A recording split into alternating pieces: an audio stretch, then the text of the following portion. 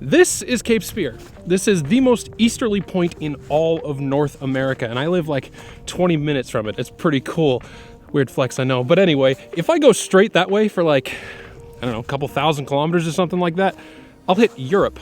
I'm not very good at geography though, so take that with like a golf ball sized grain of salt. But anyway, for this kind of vlogging application, it's the perfect locale. It's kind of like a touristy spot, so there's not many people that come here in mid-December, and it is kind of cold right now, but I mean, the wind is calm, it's a perfect day. It's a little bit overcast, but the sun is just peeking through every now and again. And honestly, this vlogging setup that I have now is actually working for me really, really well. Everything is nice and stable. The microphone sounds really good. It's perfect. What you just watched was the first half of the vlog that I shot yesterday on my iPhone 13 Pro Max. And the reason it looks so good is because after a few days of coming up with several different types of vlogging setups, I finally found one that works amazingly. This is what I'm calling the ultimate iPhone 13 vlogging setup. And in this video, I'm gonna show you what all the different parts are, why I chose them, and I'm also gonna give you a few different alternatives if you don't wanna go as far as I did. Because at the end of the day, the best setup for vlogging is the one that empowers you to make the best content. And that's gonna be different for everybody. So let's break this down. First, the phone.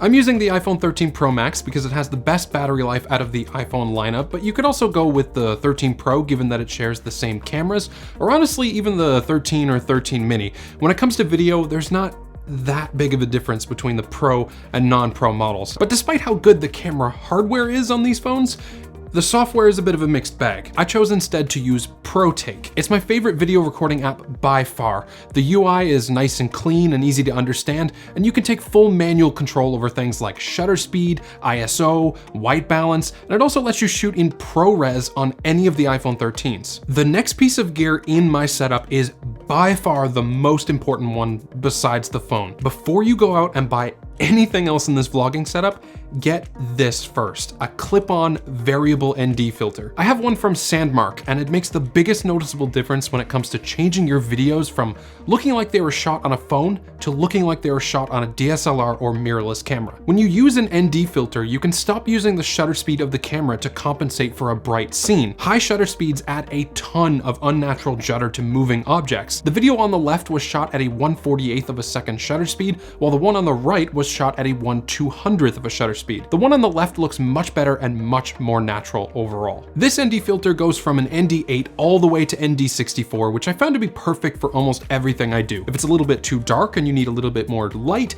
slide to the left. If it's a little too bright and you need a little less light, slide to the right. I like clip-on ND filters because they're very easy to clip on and then pull off if you ever need to change things up on the fly. Plus, if you want to use the front-facing camera for video, you can just flip it around and use it that way, no problem. All right, this next thing is not something that directly attaches to the setup, but it's something you're probably going to need if you intend on vlogging with your phone all day, and that's the MagGo battery pack from the sponsor of this video, Anker. Seamlessly click, align, and let the power flow with Anker's new MagGo battery pack, the first all-around magnetic portable charging experience anytime and anywhere. It supports any MagSafe compatible iPhone, and if you have a case that supports MagSafe, it charges your phone through that too. Despite its small size, it's very sturdy and it takes a bit of force to remove, so you should have no worries about it falling off. It has a huge 5,000 milliamp hour battery to give you all-day peace of mind wherever you go, and it should be able to fully charge any of your iPhones. It's not just a great battery though, it also has this stand that folds out from the back, which I absolutely love. I was expecting this to be flimsy and easy to knock over, but it's got really strong magnets and it can easily stay upright. The battery charges with USB-C too, so if you don't want to carry around lightning cables anymore,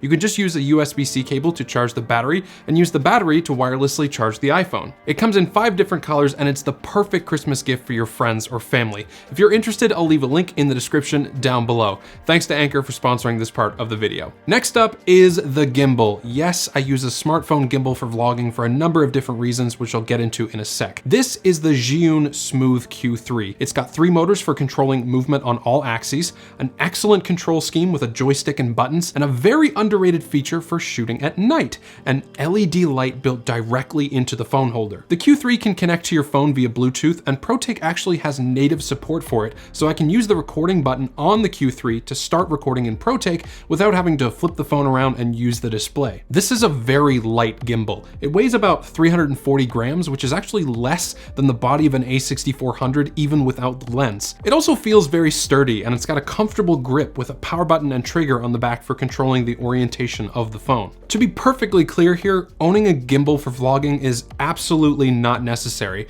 In fact, I can get a good enough result from just using the selfie stick with an iPhone 13 Pro Max. The stabilization is so good in camera that gimbals are almost irrelevant. When comparing the selfie stick footage to the gimbal footage, the selfie stick does have a bit of camera shake and it isn't perfect, but it's definitely usable. If you want to pass on the gimbal but use everything else in this video, you can, but you probably won't want to do the same thing with this next piece of the setup. For audio, I'm using the Deity D4 Mini shotgun mic. This thing has crazy good audio quality for how cheap it is. It's 50 bucks and it can easily rival microphones that are twice or 3 times more expensive. The reason you'd want something like this in a vlogging setup is that even though the mics in the iPhone are good, they can be really bad in certain situations, like when you're outdoors on a windy day. The D4 Mini comes with a windsock for blocking out wind noise, and since it's a shotgun mic, it'll do well with rejecting the sound of anything that isn't pointed directly at it. So it's perfect for like a busy street or something like that. Here's what it sounds like versus the iPhone's built-in mics. This is what the external microphone sounds like plugged into the iPhone 13 Pro Max. And this is what it sounds like when you're using the internal microphones built into the iPhone 13 Pro Max. Let me know in the comments below which one you think sounded better. The D4 Mini uses the iPhone for power, so you don't need to fiddle around with charging it up or putting new batteries in it. It's always ready to go. It comes with 2 cables, one to use with a phone and one to use with a DSLR or mirrorless camera, but you'll also need a 3.5mm to Lightning adapter to plug it into your iPhone's charging port. In order to mount everything up, I used an L-shaped bracket that's normally used for securing things to mirrorless cameras, but it works great for this sort of thing too. I ended up spray painting the L bracket with some flat gray paint to make it match, and I think it actually ends up looking pretty great. The mic is mounted on the left-hand side directly under where the camera lens goes, and to balance things out, I installed the tripod attachment that comes with the gimbal on the right side. I normally hold onto the rig by the folded up tripod attachment, and even though this thing looks kind of all over the place, it's surprisingly well balanced and comfortable. Whenever I need to lay it down or get a shot of me talking to the camera, I just unfold the tripod and set it down on the ground. Also, since the tripod attachment is a little bit offset from the L bracket and grip, if I need to turn the camera around and point it at something that I'm talking about, I can use both my hands in a more sturdy and stable position. As for lens choice, I prefer using the wide-angle camera of the iPhone 13 Pro Max to do most of my shooting. It's the sharpest of the 3 lenses, and it has a great amount of natural bokeh when you get close to it, so vlogging with it looks amazing. You could use the ultra-wide if you wanted a bigger field of view, but it's not nearly as sharp, and I find it can be a little bit grainy.